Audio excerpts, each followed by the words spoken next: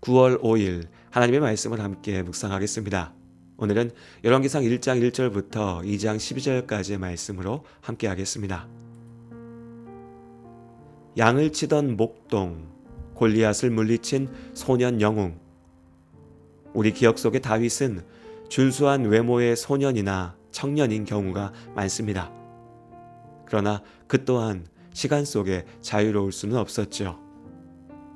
아름답게 찬양하던 소년은 전쟁에 앞장서는 청년 장군이 되었습니다.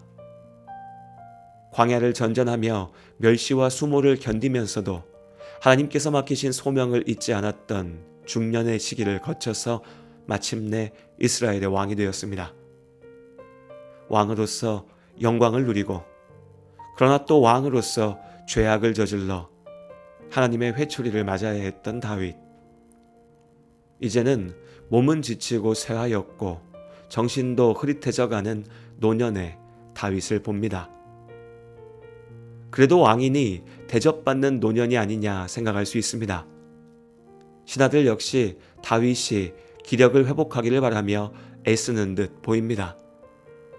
그러나 왕궁에 있던 많은 사람들에게는 인간 다윗에 대한 애정보다 왕권이 누구에게 이어질 것인가에 대한 관심이 더욱 컸습니다. 권력자의 어쩔 수 없는 숙명일지도 모릅니다. 그러나 다윗의 노년이 특히 외로웠던 것은 그의 죄로 인해 시작된 집안에서의 분란이 인생의 마지막 순간까지도 끝나지 않았기 때문입니다. 이미 다윗의 집은 피바람에 휩싸였었습니다. 성범죄와 이에 대한 복수가 이어졌습니다. 형제가 형제를 죽였고 아들이 아버지를 죽이겠다 반역을 일으켰죠. 한 차례 폭풍이 지나갔으니 이제는 평안하기를 바랐겠지만 남은 아들들 아도니아와 솔로몬 사이에도 권력 투쟁이 벌어졌습니다. 앞서 압살롬도 잘난 아들이었고 아도니아 역시도 그 못지 않았다 합니다.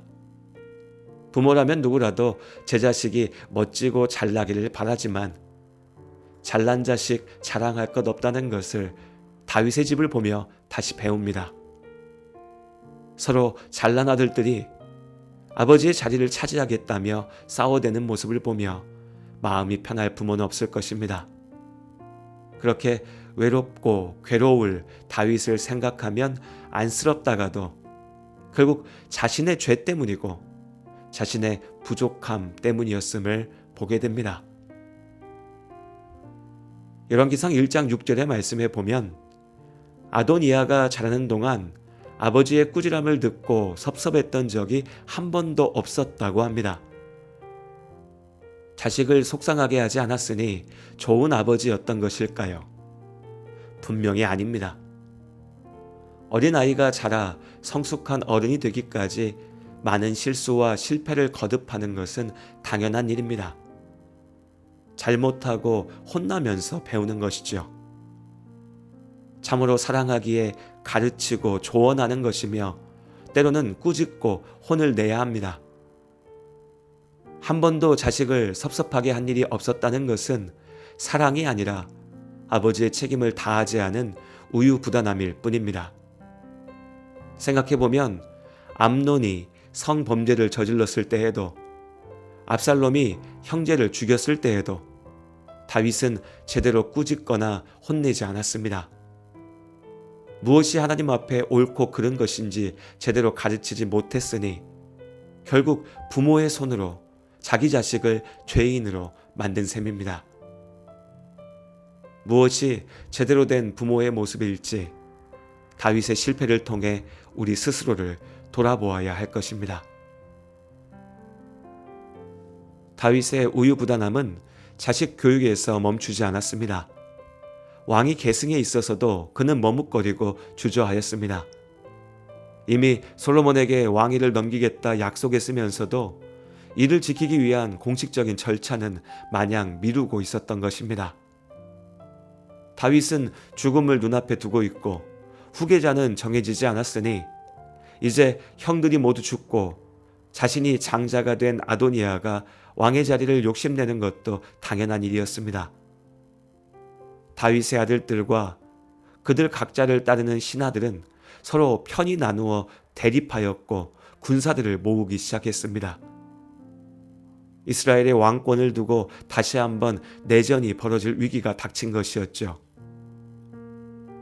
그 와중에 그나마 다행이랄까요? 선지자 나단과 밧세바의 설득으로 다윗이 늦게나마 솔로몬을 후계자로 확정하고 솔로몬의 즉위식을 거행하였습니다. 그러나 이후에 아도니아는 결국 반역으로 처형당하게 됩니다. 마지막까지 다윗의 집에는 피가 멈추지 않았던 것입니다. 하나님의 사람 다윗, 그러나 그도 완전하지 못했습니다. 죄악이 그의 발목을 붙잡았고 스스로의 나약함과 어리석음으로 문제를 키웠습니다. 믿음의 영웅으로 칭송받는 다윗이지만 그의 삶을 깊이 들여다보면 우리 각자와 다를 바 없는, 때로 용감하지만 또한 두려워하고 지혜로우나 어리석으며 믿음으로 순종하면서도 죄의 유혹에 흔들리는 나약한 한 사람을 보게 됩니다. 그러나 많은 실수와 잘못에도 다윗의 삶은 분명 귀하고 복되었습니다. 다윗은 하나님의 말씀에 순종할 줄 아는 사람이었습니다. 잘못에서 돌이킬 줄 아는 사람이었죠. 부족하지만 하나님을 진심으로 사랑하는 사람이었습니다. 그렇게 그는 하나님과 함께하였습니다. 자녀 교육에 있어서는 분명히 실패하였던 다윗이었지만 그래도 자신의 뒤를 이어 이스라엘을 이끌어갈 솔로몬에게 남기는 마지막 유언에서 그의 위대함을 봅니다. 이토록 흠 많고 문제 많았던 다윗을 하나님께서 끝까지 포기하지 않으시고 지키시며 인도하셨던 이유를 알 수 있습니다. 다윗의 유언입니다. 내가 이제 세상 모든 사람이 가는 길로 가게 되었노니 너는 힘써 대장부가 되고 네 하나님 여호와의 명령을 지켜 그 길로 행하여 그 법률과 계명과 율례와 증거를 모세의 율법에 기록된 대로 지키라. 그리하면 네가 무엇을 하든지 어디로 가든지 형통할지라. 우리가 아무리 결단하고 애를 써도 우리 스스로 완전할 수는 없습니다. 다윗의 죄를 보며 혀를 차지만 우리도 또한 죄에 넘어집니다. 좋은 부모가 되고 싶은 마음이야 모두가 갖겠지만 우리는 부족하고 자식의 삶도 부모의 뜻대로 되지 않습니다. 다만 우리의 모든 삶을 통해 한 가지 분명한 사실, 유일한 진리를 우리가 사랑하는 이들에게 전할 수 있기를 바랍니다. 하나님과 함께할 때, 하나님의 말씀에 순종할 때, 무엇을 하든 어디로 가든 우리는 참으로 형통할 수 있습니다. 내가 걸어온 길, 길고도 짧은 길, 내 힘으로 걸어온 줄 알았는데 여기까지 온 것도 주가 동행함이라. 주님 나와 동행하심이라. 때론 험한 길에서 폭풍우를 만나고 때론 가시밭길에서 고난을 당하나 주님 동행하시니 나는 두려움 없네. 주님 나와 동행하심이라.